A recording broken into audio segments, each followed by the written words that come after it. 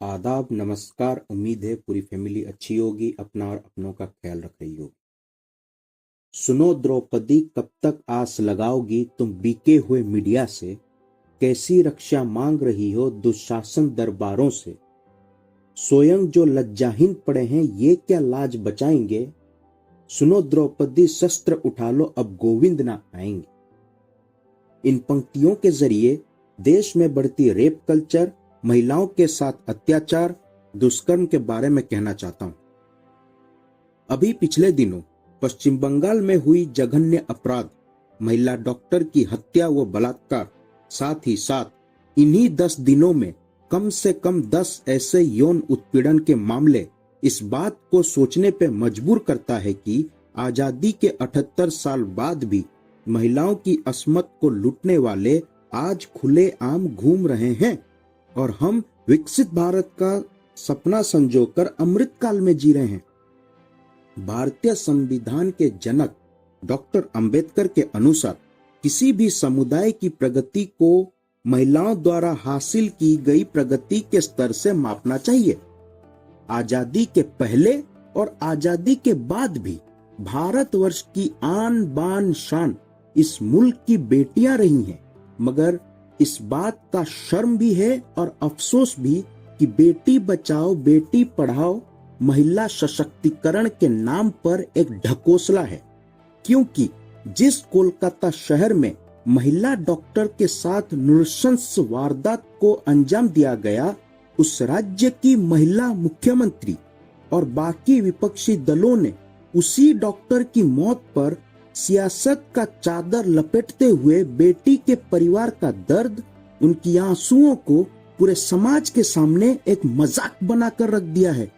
आज जरूरत है जिस विकृत मानसिकता के कारण आपकी बेटी, हमारी बहनें असुरक्षित हैं, उसको रोकने के लिए हुकूमतों के सामने सवाल खड़े किए जाएं और अपनी बेटी की सुरक्षा को सुनिश्चित करें। अगर खिलाफ हैं, होने दो, जान थोड़ी है। ये सब धुआं है, कोई आसमान थोड़ी है। लगेगी आग तो आएंगे कई घर जद में, यहां पे सिर्फ हमारा मकान थोड़ी है। Kolkata, the safest city of joy, is crying after barbaric act of rape and murder of a trainee female doctor। जिस दिन कोलकाता में इस विभत्स कांड को अंजाम दिया जाता है, तब से लेकर आज तक पिछले 10 दिन में 10 और ऐसे मामले सामने आए हैं, जिसमें 3 से 4 साल की बच्ची से लेकर 63 साल की औरत के साथ भी दुष्कर्म की जाती है। वो चाहे उत्तराखंड हो, बिहार हो, कर्नाटका हो, राजस्थान हो, झारखंड हो, यूपी हो, महाराष्ट्र हो, असम हो। यहां पर लोग चुप क्यों बैठे हैं? रेप को रेप की तरह क्यों नहीं देख रहे हैं? Where is accountability? Mumbai local करीबन 10 घंटे तक लोगों की हुजूम ने रोक दी इस बात के लिए कि आलाधिकारी पुलिस के तरफ से 12 घंटे से ऊपर हो गए 4 साल की नर्सरी बच्चियों के साथ यौन शोषण पर कोई केस दर्ज नहीं की जाती है। लोगों को अपनी बेटियों के साथ न्याय मांगने के लिए पत्थर उठाने पड़े। बंगाल हो या महाराष्ट्र, 2 अलग अलग पैमाने नहीं अपना सकते अगर यौन शोषण का मामला हो।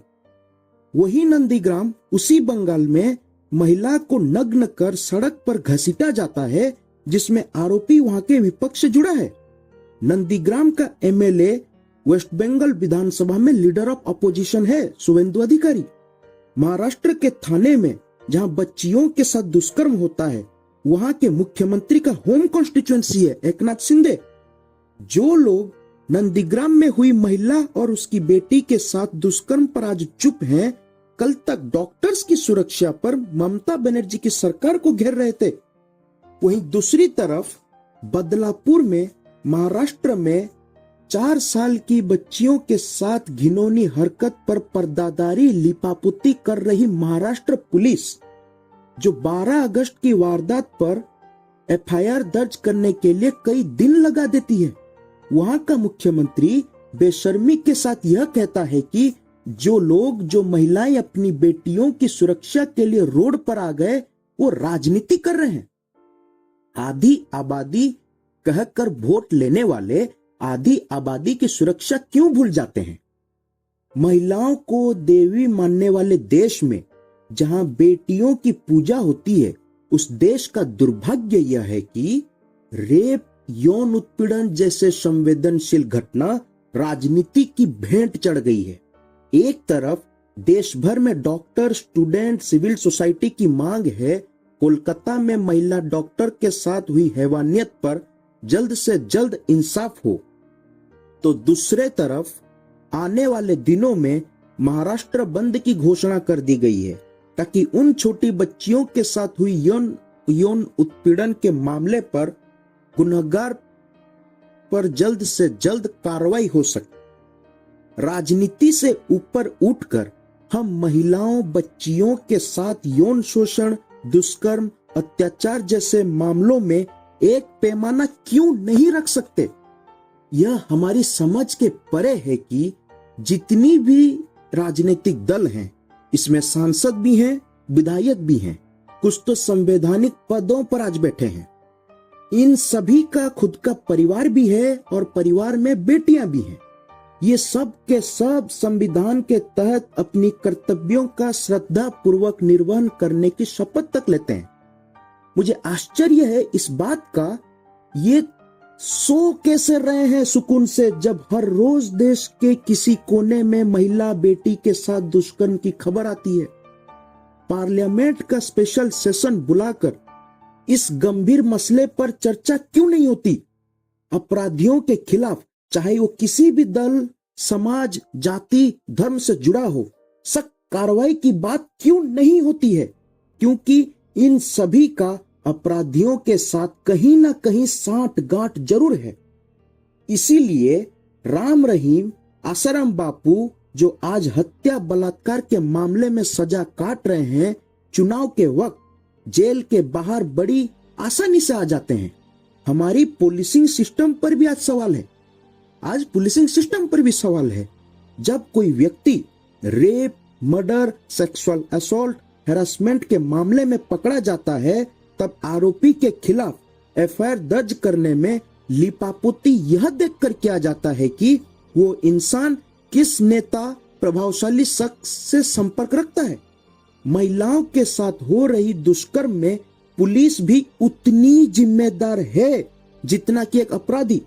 इसी का नतीजा है कि राम रहीम जो मर्डर, रेप के मामले में 7 साल की सजा के दौरान 255 दिन 255 डेज पेरोल फरलो के जरिए बाहर घूमता है। इस देश में महिलाएं 33% वुमेन रिजर्वेशन का क्या करेंगी जब बतौर महिला ना वो खुद सुरक्षित है, ना उनकी बेटी सुरक्षित है? और ये महिला आरक्षण 2029 तक कहीं भी होता हुआ दिख नहीं रहा। उस लाडली बहना योजना का क्या होगा जिसमें 1500 के बदौलत करोड़ों महिलाओं की सुरक्षा आज दांव पर लगी है? कोलकाता में जो कुछ हुआ है वो एक ट्रिगर की तरह समूचे देश में आंदोलन खड़ा कर चुका है। छात्रों का गुस्सा, डॉक्टर्स में रोष उफान पर है। ममता बनर्जी हर किसी के निशाने पर हैं। ममता बनर्जी का इस्तीफा मांगा जा रहा है, ठीक बात है। बतौर महिला मुख्यमंत्री महिलाओं की सुरक्षा का मुआयना करने में नाकाम रही हैं। फिर इस्तीफा तो बृजभूषण का भी मांगा जाना चाहिए था। अगर ममता बनर्जी को जेल जाना चाहिए, फिर महाराष्ट्र गृह मंत्री और मुख्यमंत्री, उत्तराखंड का मुख्यमंत्री, यूपी का मुख्यमंत्री, राजस्थान, बिहार, कर्नाटका के मुख्यमंत्री, इन सभी को जेल जाना चाहिए। अगर सवाल है कठुआ पर हल्ला काटने वाले वेस्ट बंगाल पर क्यों नहीं बोल रहे हैं, तो वेस्ट बंगाल पर हल्ला बोल करने वाले उत्तर प्रदेश, उत्तराखंड, राजस्थान, महाराष्ट्र, मध्य प्रदेश, गुजरात, बिहार, आसाम पर क्यों चुप हैं? पश्चिम बंगाल पर गला फाड़ने वाले आप पिछले साल विनेश फोगट ओलंपिक चैंपियन के मामले पर क्यों चुप हैं? रिमेंबर, वेस्ट बंगाल हो या बदलापुर, किसी भी तरह से कहीं भी हुई यौन शोषण बलात्कार की मामला को कम नहीं आंका जाना चाहिए। एक सवाल है आज एकमात्र मुख्यमंत्री ममता बनर्जी से, जिनकी पार्टी से सबसे ज्यादा सांसद महिला सांसद भी हैं, जिस मुख्यमंत्री के पास खुद होम मिनिस्ट्री, हेल्थ मिनिस्ट्री की जिम्मेदारी है, किस बात का प्रोटेस्ट रैली कर रही हैं वो? कहती हैं 7 दिन में दोषियों को फांसी हो जाएगी। उधर महाराष्ट्र मुख्यमंत्री कहते हैं कि फास्ट ट्रैक कोर्ट में केस की जल्द सुनवाई करने के बाद आरोपियों को फांसी दी जाएगी। यह राजनीति नहीं तो क्या है? चीफ जस्टिस ऑफ इंडिया कहते हैं कि रेप जैसे मामलों को पॉलिटिसाइज नहीं करना चाहिए। क्या आप अपने सूबे के लोगों को इतना मूर्ख समझते हैं? किसी को एक हफ्ते में फांसी के तख्ते तक नहीं पहुंचा सकते। पहले इन्वेस्टिगेशन होती है, फिर चार्जशीट, फिर केस जाता है लोअर कोर्ट में, फिर हाई कोर्ट में, फिर सुप्रीम कोर्ट में, फिर review petition, mercy petition, curative petition, presidential pardon. ये सब अपने आप में कितना लंबा प्रोसेस है, हम सबने 2012 दिल्ली गैंग रेप केस में देखा है, जिसमें दोषियों को फांसी देने में 7 साल लग गए।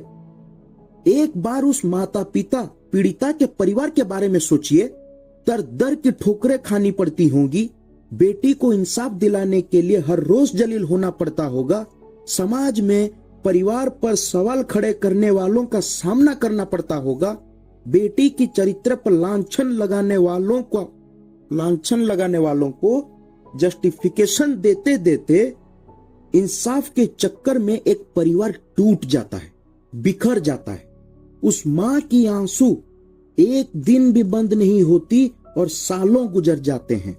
और ये लोग आज उस महिला डॉक्टर की मौत पर, उन छोटी बच्चियों के साथ यौन शोषण के मामले पर अपनी राजनीतिक रोटियां सेंकने लगे हैं। कहां गए वो आंसू जो आज हैं? लास्ट ईयर कहां थे जब आपकी बेटी ओलंपिक चैंपियन जंतर मंतर में दिल्ली पुलिस से पीट रही थी? ब्रिजभूषण पर विनेश फोगट के यौन शोषण के आरोप पर चुप्पी क्यों? तब ब्रिजभूषण से सवाल क्यों नहीं पूछा गया? कर्नाटका में 3000 से ज्यादा एमएमएस वायरल होने के बाद, जिसमें प्रज्वल रेवन्ना को कई महिलाओं के साथ दुष्कर्म करते हुए पाया गया, तो प्रज्वल रेवन्ना पर सख्ती क्यों नहीं हुई?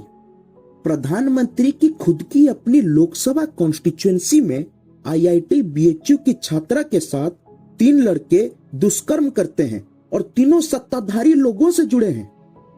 देश के अभिभावक के तौर पर जब प्रधानमंत्री लाल किले के प्राचीर से महिलाओं के साथ दुष्कर्म के मामले में अपराधियों पर कठोर सजा की मांग करते हैं, उन्हें फांसी देने की बात करते हैं, क्या तब प्रधानमंत्री अपनी पीड़ा, दुख, चिंता राजनीतिक दल, सरकार को ध्यान में रखकर व्यक्त करते हैं?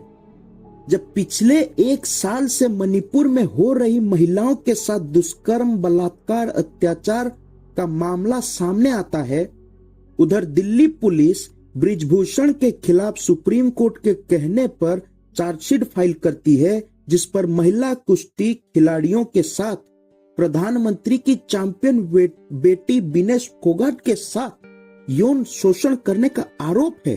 कर्नाटका में प्रज्वल रेवन्ना ने जहां कई महिलाओं की जिंदगी उजाड़ दी, इन सब मामले में प्रधानमंत्री का एक शब्द तक नहीं निकलता है।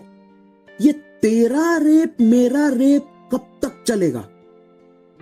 बिल्किस बानो केस में हत्यारे और बलात्कारी का जेल से बाहर आने पर यह कहकर महिमा मंडन किया जाता है कि हिंदू नहीं कर सकता ऐसा, फिर सुप्रीम कोर्ट के कहने पर इनको वापस जेल भेजा जाता है।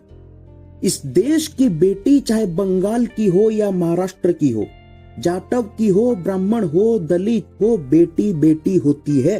स्त्री शक्ति वंदनीय है। हमारे देश में डॉक्टर्स को भगवान का रूप दिया जाता है, लेकिन भगवान भी इस देश में शैतानों के शिकंजे में फंस जाते हैं। रक्षाबंधन जैसे पवित्र पर्व परंपरा को, भाई बहन के रिश्ते को कोलकाता में हुई विभत्स कांड ने देश के और शहरों में हो रही कई निर्भया के साथ दरिंदगी के मामलों ने वाकई रक्षाबंधन को एक भद्दा मजाक बना दिया है, जिसमें आपके हमारे घर की बेटी महिलाएं, वो चाहे दिन हो या रात, सड़क हो या work place, school, college, metro, बस, कहीं भी सुरक्षित नहीं है। रक्षाबंधन पर बहुत तस्वीरें देखने को मिली होंगी। नेता अपनी बहनों से राखी बंधवा रहे हैं और फिर रेप को ही राजनीतिक औजार बनाते हैं। इनकी औकात नहीं है राखी बंधवाने की। ये सारे नेता राखी के दिन राखी बंधवाकर अपमान करते हैं देश के आधी आबादी महिलाओं की, जब वो महिलाओं के साथ दुष्कर्म को तेरा मेरा की नजर से देखते हैं। नेताओं मंत्रियों से अच्छे संबंध, नेताओं को लगातार उनकी जेब गरम करो, चुनाव के वक्त पार्टी को जिताने में सहायक बनो, ये आपको व्यभिचार करने का लाइसेंस मिलता है। यदि मैं कहूं तो अतिशयोक्ति नहीं होगी। यही बात हर पार्टी के लिए लागू होती है। हम में सब नंगे हैं। इसी चीज से त्रस्त होकर जिस दिन जनता आरोपियों का फैसला खुद करने के लिए सड़कों पर उतर आए, समझो आम जनमानस में सरकार पर, पुलिस पर, न्यायिक प्रक्रिया पर भरोसा नहीं है, उठ गया है। इसी के चलते सुप्रीम कोर्ट ने स्वतः संज्ञान लेते हुए कोलकाता में हुई हैवानियत के मामले में वहां की सरकार पर सख्त सवाल और कड़ी टिप्पणियां करती हैं। सीजेआई का यह कहना कि क्या हम एक और बलात्कार होने का इंतजार कर रहे हैं देश में, यह सवाल बेहद शर्म की बात है कि हर राज्य सरकार के लिए, यह सवाल बेहद शर्म की बात है हर राज्य सरकार के लिए, हर राजनीतिक दल के लिए, समाज के तौर पर हम सबके लिए। बंगाल सरकार की जांच प्रक्रिया संदेह के घेरे में है। पुलिस की जांच प्रक्रिया पर कई सवाल हैं। जब डेड बॉडी की शिनाख्त सुबह हो चुकी थी, फिर 14 घंटे बाद रात 11 बजे एफआईआर दर्ज की जाती है। क्या पोस्टमार्टम पहले किया गया और बाद में अननेचुरल डेथ का रिपोर्ट दर्ज किया गया, फिर रात 8 बजे पेरेंट्स को बॉडी दी जाती है? हॉस्पिटल का कोई भी अधिकारी, प्रिंसिपल खुद एफआईआर दर्ज क्यों नहीं करते हैं? इस दौरान अस्पताल अधिकारी क्या कर रहे थे? इससे साफ नजर आता है कि बंगाल पुलिस की जांच प्रक्रिया में कमियां, लापरवाही रही है। उधर हॉस्पिटल के अधिकारी हॉस्पिटल की साख बचाना चाहते थे, केस को दबाना चाहते थे। सुप्रीम कोर्ट ने एक नेशनल टास्क फोर्स बनाने की बात की है, जो डॉक्टर्स की सेफ्टी पर रिपोर्ट बनाकर देंगे, जो खुद सुप्रीम कोर्ट इंप्लीमेंट करवाएगी। इसी बीच भारत सरकार ने भी, स्वास्थ्य मंत्रालय ने भी एक कमिटी बनाने की बात की है regarding safety of health workers. जब सुप्रीम कोर्ट इस चीज को देख रही थी, उसमें सुप्रीम कोर्ट ने एक बहुत ही बड़ी बात की। सुप्रीम कोर्ट ने कहा कि 1973 अरुणा शॉनबॉक केस से लेकर 2024 तक महिलाओं की हालत वहीं के वहीं है। खैर, ये मामला अब तो जांच का विषय है, पर यह जरूर कहूंगा कि जिस राज्य की मुख्यमंत्री महिला है, पार्टी में 11 महिला सांसद हैं, फिर भी एक महिला के साथ घटी ऐसी बर्बर घटना के बाद सरकार वैसी सक्रियता नहीं दिखा सकी जैसे इस मामले में उम्मीद थी। घटना के 13 दिन बाद दुष्कर्म के मामले में प्रधानमंत्री को चिट्ठी लिखकर सख्त कानून बनाने की बात करती हैं। दूसरी तरफ बदलापुर यौन शोषण केस में बॉम्बे हाईकोर्ट ने बहुत ही वाजिब सवाल पूछा है। अगर स्कूल ही सेफ नहीं है तो शिक्षा के अधिकार और बाकी चीजों की बात करने का क्या मतलब? 4 साल की बच्चियों को भी नहीं बख्शा जा रहा। बच्चियों ने खुद यौन शोषण की जानकारी दी। इसके बारे में बोलने के लिए बहुत हिम्मत की जरूरत होती है। पता नहीं कौन मोमबत्तियां पकड़ाना सिखा गया हमें, वरना नारी सम्मान में तो लंका दहन और महाभारत करने की संस्कृति थी हमारी। मेरी आपसे गुजारिश ये रहेगी कि आप सोशल मीडिया में इस केस से जुड़ी अलग अलग सूत्र के हवाले, नैरेटिव थ्योरी से बचें, और यही बात चीफ जस्टिस ऑफ इंडिया भी कह रहे हैं। क्योंकि जब मीडिया ट्रायल शुरू होता है, जिसके मन में जो थ्योरी है उछाल दिया जाता है। जितनी मुंह उतनी बातें। आज 4 साल हो गए सुशांत सिंह राजपूत की मौत को। फाइल वहीं सीबीआई, कहीं सीबीआई हेडक्वार्टर में धूल खा रही होगी। इसी मीडिया ने उस वक्त सुसाइड भी बताया, मर्डर भी बताया, ड्रग्स रैकेट भी बताया, नेपोटिज्म भी बताया, रिया चक्रवर्ती को ड्रग्स माफिया तक बना दिया, उसकी जिंदगी और कैरियर को तमाशबीन बना दी जाती है। मगर हुआ क्या? बॉम्बे हाईकोर्ट रिया चक्रवर्ती को बेगुनाह बताती है और कई लोग हैं आज जो ये मानने के लिए तैयार नहीं है। इसी कोलकाता केस में इसी मीडिया ने गैंगरेप होने की बात की, डॉक्टर की हड्डियां टूटने की बात की, पोर्नोग्राफी स्कैंडल, ह्यूमन ऑर्गन्स की तस्करी की बात की, जबकि ऐसा कुछ भी नहीं है। पोस्टमार्टम रिपोर्ट में जो सुप्रीम कोर्ट में, हाई कोर्ट में सबमिट की गई है। अगर कल को सीबीआई इस केस में यह बताए कि रेप हुआ था, आप इसे मानने के लिए तैयार नहीं होंगे, क्योंकि आपके दिमाग में सूत्र के हवाले से जो खबरें प्लांट की गई हैं, उससे यह धारणा बन चुकी है कि यह गैंगरेप है। आपने पहले ही जजमेंट दे दिया। ऐसे गलत अफवाहों से केस कहीं से कहीं और पहुंच जाता है। बेहतर होगा इससे बचें। अब कोलकाता में हुई महिला डॉक्टर की बलात्कार और हत्या के चलते ममता बनर्जी की साख पर बट्टा जरूर लगा है। वहां की पुलिस द्वारा तहकीकात सवालों के घेरे में है। तो फिर आशा की जाए जो सीबीआई आज इन्वेस्टिगेशन कर रही है, वही सीबीआई जिसकी पुराने इतिहास को आप खंगाले तो दामन पर इतने दाग कि डर लगता है इस केस का क्या होगा। यह सुशांत सिंह राजपूत पार्ट 2 ना हो जाए। आज भी आरुषि हेमराज मर्डर केस का कोई नतीजा नहीं निकल पाया है, 10 साल बाद भी, जिसकी जांच सीबीआई के अंडर हुई।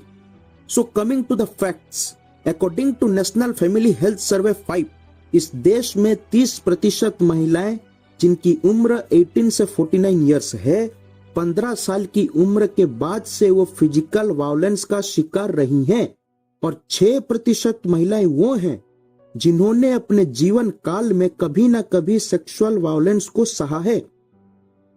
Crime against women, violence against women comes with an economic cost.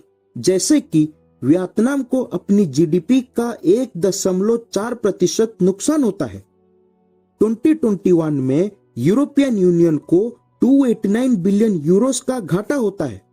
Indian medical association की एक सर्वे के मुताबिक more than 75% of doctors in India have experienced some form of violence at their workplace, while women are more vulnerable. साल 2012 में पूरा देश निर्भया के लिए सड़कों पर उतरा। साल 2024 में वही आक्रोश कोलकाता में महिला डॉक्टर के साथ हुई जघन्य अपराध, इंसानियत को झकझोर देने वाली घटना में है। महाराष्ट्र में नर्सरी बच्चियों के साथ यौन शोषण पर लोगों का रोष आज सड़कों पर है। इस 12 साल में महिला सुरक्षा की हकीकत क्या है? सत्ता बदली, सत्ता के हुक्मरान बदले, पर 12 साल में आधी आबादी महिलाओं को लेकर कोई बदलाव नहीं है। नारी शक्ति कहने में और करने में सरकारों को 12 साल भी कम पड़ गए, और ये फजीहत की बात है कि वर्ल्ड इकोनॉमिक फोरम के मुताबिक जेंडर पेरिटी के लिए 130 साल लगेंगे महिलाओं पुरुषों में समानता लानी हो तो। और उसी ग्लोबल जेंडर गैप रिपोर्ट में इंडिया की रैंक 129 है। खैर, इस देश में जब भी महिलाओं के साथ अत्याचार, दुष्कर्म, बलात्कार के मामले सामने आते हैं, लोगों को जस्टिस वर्मा कमेटी की याद आती है। क्या हुआ उस वर्मा कमेटी का? 785 वन स्टॉप सेंटर्स बनाए गए महिलाओं के खिलाफ अत्याचार रोकने के लिए। 2015 में निर्भया फंड बनाई जाती है। 10 साल में 7,200 करोड़ एलोकेट की जाती है। गुस्सा इस बात का है कि 10 साल में भी उस फंड का आज 30% इस्तेमाल नहीं हो पाया है, और ये 33% महिला आरक्षण की बात करते हैं। और अब सच्चाई ये है कि इस देश में एनसीआरबी के मुताबिक जहां हर 15 मिनट में एक रेप का मामला सामने आता है, उस अमृत काल में हम वुमेन सेफ्टी के लिए सालाना महज 30 रुपए खर्च करते हैं, 30 रुपीज। 1971 से लेकर 2022 के बीच रेप के मामलों में कुल 8.2 लाख केसेस रजिस्टर की जाती हैं। इसमें गौर करने की बात यह है कि 1/3 मामले तो पिछले 10 साल में आए हैं, जिस दौर में वर्मा कमेटी बनी, क्रिमिनल लॉ रिफॉर्म्स हुए, फास्ट ट्रैक कोर्ट बनी, पोक्सो कोर्ट्स बनती हैं, पॉश एक्ट 2013 बनती हैं। 2013 से लेकर 2022 के बीच कुल 3.3 लाख रेप केसेस रजिस्टर की जाती हैं, 3.3 लाख केसेस, और ये 2012 दिल्ली गैंग रेप के बाद हुआ है। 1971 जब पॉपुलेशन 55 करोड़ थी, प्रतिदिन 7 रेप केसेस सामने आते थे। 2022 में जब पॉपुलेशन 140 करोड़ है, प्रतिदिन 87 रेप केसेस सामने आते हैं, 13 गुना इजाफा। 755 फास्ट ट्रैक कोर्ट में 2 लाख से ज्यादा केसेस पेंडिंग हैं। 410 पोक्सो कोर्ट में 1,34,000 से ज्यादा केसेस पेंडिंग है। इन सब का हुआ क्या? ये POCSO courts, fast track court, Nirbhaya squad, Nirbhaya app सिर्फ कागजों में रह गई। इस पर कोई शक्को शुबह नहीं होनी चाहिए कि हमारे सारे रिकमेंडेशंस, रेगुलेशंस सिर्फ किताबों में कुछ पन्नों में छपकर रह जाते हैं।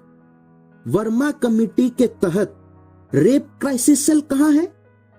महाराष्ट्र की स्कूलों में बच्चों की सुरक्षा के लिए बनी साखी सावित्री कमिटीज कहां है? पिछले साल ही सुप्रीम कोर्ट महिलाओं के लिए सेफ सिक्योर वर्कप्लेस ना होने पर फटकार लगाती है। पॉश एक्ट का इम्प्लीमेंटेशन आधा भी नहीं है ग्राउंड में। इन सबसे ऊपर रेप के मामलों में हमारे देश में कन्विक्शन रेट महज 27 से 28% है, यानी 100 रिपोर्टेड केस में सिर्फ 28 केसेस ऐसे होते हैं that reach till last stage of conviction. Example के तौर पे 2010 में 22,000 केसेस रजिस्टर्ड होती हैं और कुल 3,700 केसेस में कन्विक्टेड पाई जाती हैं। 2014 में 36,000 केसेस रजिस्टर्ड होती हैं, कुल 4,900 केसेस में कन्विक्टेड पाए जाते हैं। 2022 में 31,000 केसेस रजिस्टर्ड होते हैं, कुल 5,000 केसेस में कन्विक्टेड पाए जाते हैं। आज भी रूह कांप उठती है कि एक इंसान की जब 2012 दिल्ली गैंग रेप केस को याद की जाए। एक तरफ कठुआ जम्मू में 8 साल की बच्ची के साथ गैंग रेप, फिर हत्या करने वाले दोषियों को बचाने के लिए तिरंगा यात्रा निकलती है, तो अब कोलकाता में हुई महिला डॉक्टर के साथ बर्बरता दिमाग को सुन्न कर देती है। हर बार जब ऐसे कांड होते हैं हमें लगता है this is the lowest of humanity. फिर अगली बार इससे भी और भयानक बुरा देखने को मिलता है। यह सब उस दौर में हो रहा है जब देश की राष्ट्रपति खुद एक महिला है। 2024 में 74 महिला सांसद लोकसभा चुनाव जीतते हैं, 74। कुल लोकसभा सीट्स का यह 14% है। कैबिनेट में 7 महिला मंत्री हैं। टोटल मिनिस्टर्स का यह 10% है। सुप्रीम कोर्ट में 10% वुमेन जजेस हैं। हाई कोर्ट में 13% वुमेन जजेस हैं। दूसरी तरफ अगर लोकसभा में सांसदों की बात की जाए, 2019 में 16 ऐसे सांसद थे जिनके नाम पर क्राइम अगेंस्ट वुमेन के चार्जेस हैं। 2024 में यह संख्या 15 है। 2019 में कुल 3 सांसदों के नाम पर रेप के चार्जेस थे। 2024 में कुल 2 सांसद ऐसे हैं जिनके नाम पर रेप के चार्जेस हैं। आज के दौर में 151 सिटिंग एमपीज एमएलएज ऐसे हैं जिनके नाम पर क्राइम अगेंस्ट वुमेन के चार्जेस हैं, और सबसे ज्यादा वेस्ट बंगाल से ही हैं। 16 ऐसे सिटिंग एमपीज एमएलएज हैं जिनके नाम पर रेप के चार्जेस हैं। इसमें भी वेस्ट बंगाल टॉप पर है।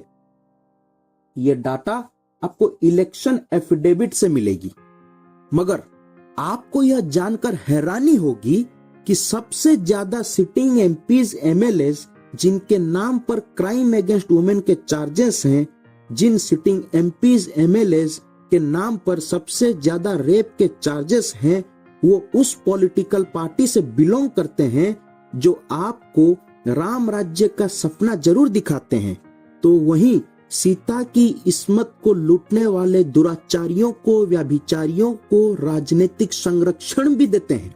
जी हां, मैं बात कर रहा हूं बीजेपी की, जिसका मुखिया स्वयंभू भगवान है, खुद को नॉन बायोलॉजिकल बताते हुए घूमते हैं, और इसी का नतीजा है कि इस देश में महिला बलात्कार, यौन शोषण जैसे अपराध भी राजनीतिक नफा नुकसान के अनुसार महिलाओं को बांट देती है। इसीलिए मेरी नजरों में यह निर्लज्जता का अमृतकाल है, जहां बच्चियों, महिलाओं के प्रति पूरा नजरिया हमारा 2012 निर्भया के बाद भी नहीं बदला है, और हम तीसरी बड़ी अर्थव्यवस्था बनने की बात कर रहे हैं। सवाल है, कब तक चिल्लाएंगे वी वांट जस्टिस? जस्टिस कैसे फिक्स होगा? अलग अलग सरकारों में ऐसी घटनाओं को अलग अलग नजरिए से देखा जाता है, और स्टेट देखकर यह तय किया जाता है किस स्टेट के लिए आवाज उठानी है और किस स्टेट के लिए खामोश हो जाना है। जब तक इस देश में महिला सुरक्षा को लेकर राइट लेफ्ट तेरा मेरा का नजरिया रहेगा, हर रोज कई निर्भया अभया सुनने को मिलेंगे। कोई व्यक्ति पैदाइशी रेपिस्ट नहीं होता। It's upon families and society as a whole to make a child understand notions of equality, choice and age of consent. Beti Bachao Beti Padhao, नारी शक्ति वंदन अधिनियम महज राजनीतिक नारा बनकर रह जाएगा अगर सत्ता में बैठे लोग जिन पर महिलाओं के साथ दुष्कर्म के आरोप हैं, उन्हें राजनीतिक संरक्षण मिलता रहे। इसलिए बेहतर है सियासत को एक तरफ कर हम और आप एक सुर में आज आवाज उठाएं, हम और आप सरकारों तक दबाव बनाएं, हम और आप सरकारों से ये मांग करें कि ऐसी घटना दोबारा ना हो। महिलाओं को सिर्फ लाभार्थी ना समझें, समान दर्जे का नागरिक भी समझें, जो संविधान के तहत हर महिला का मौलिक अधिकार है। किसी के जख्म पर चाहत से पट्टी कौन बांधेगा? अगर बहनें नहीं होंगी तो राखी कौन बांधेगा? धन्यवाद।